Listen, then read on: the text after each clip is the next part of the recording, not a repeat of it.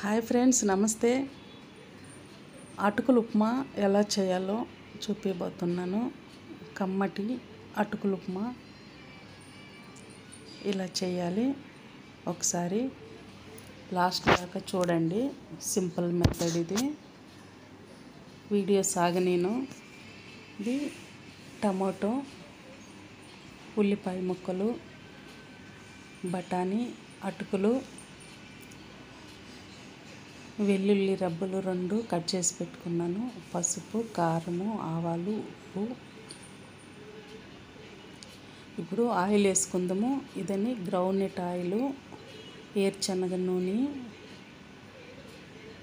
అంటే గనిలో తెచ్చుకుంటాము. మీ దగ్గరలో ఎక్కడన్నా ఉంటే గనిలో తెచ్చుకొని చేసుకోండి. రీఫండ్ ఆయిల్ అంత మంచిది కాదు ఒంటికి.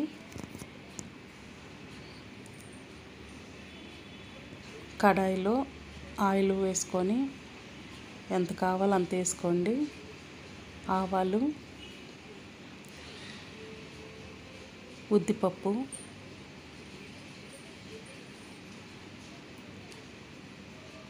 జీలకర్ర, ఇంకా ఉంటే శనగపప్పు, ఏరుశనగపప్పు ఇవన్నీ వేసుకోవచ్చు. ఏరుశనగపప్పు వేయలేదు కాబట్టి బఠానీలు వేసుకున్నాను. అవి కొంచెం వేగాక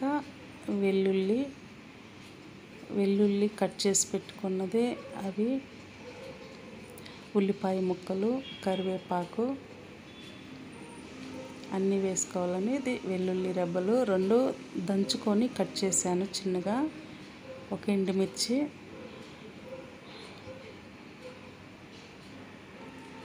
కొంచెం లైట్గా ఫ్రై అయితే చాలు. టమాటో ఒక 2-3 వేసుకున్నాను. ఏమంటే అటుకులు ఉప్మా ఎక్కువ తినలేము. దానివల్ల టమాటాలు ఎక్కువ వేసుకున్నామంటే రుచిగా అనిపిస్తుంది. నేను ఎప్పుడు చేసినా టమాటాలు ఎక్కువ వేసి చేస్తాను, అప్పుడే తినేక అవుతుంది. బఠానీలు కూడా వేసేసుకున్నానండి. టమాటాలతోటే బఠానీ వేసుకుంటే ఆ టమాటాలు 2 ఉడుకుతాయి.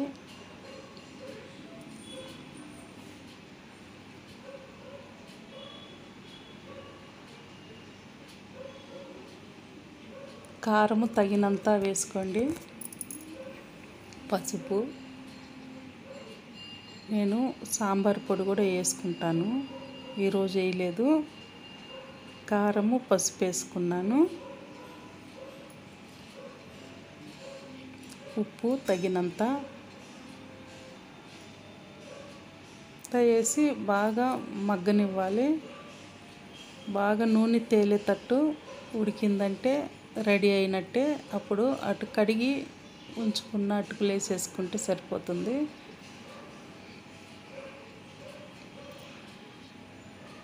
అటుకులు శుభ్రం చేసుకొని వేసేకి ముందు ఒక 5 నిమిషాలు 10 నిమిషాలు ఒక అది హోల్స్ ఉండే ఒక గిన్నెలో వేసి నీళ్ళన్నీ పోయేటట్టు చూసుకోండి.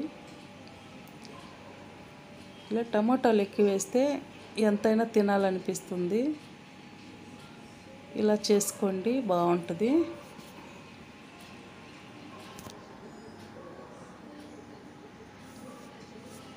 కొత్తిమీర చల్లుకున్నాను. కొబ్బరి పొడి వేసుకున్నాను. కొబ్బరి పొడి వేస్తే ఆ టేస్టే వేరేగా ఉంటుంది, చాలా బాగుంటుంది. కొంచెము 1/4 భాగం నిమ్మకాయ తీసుకొని పిండుకున్నాను. ఏమంటే టమోటాలు ఎక్కువ వేసున్నాను కదా. నిమ్మకాయ ఎందుకు వేసానంటే మనకి రోజులో నిమ్మకాయ కొంచెమైనా ఒంట్లోకి పోవాలి, విటమిన్ సి అది. ఇలా రెడీ అయిందండి. కమ్మటి అటుకులు ఉప్మా రెడీ అయింది. ఇలా ట్రై చేయండి ఒకసారి, ఈజీ మెథడ్ అది. నమస్తే.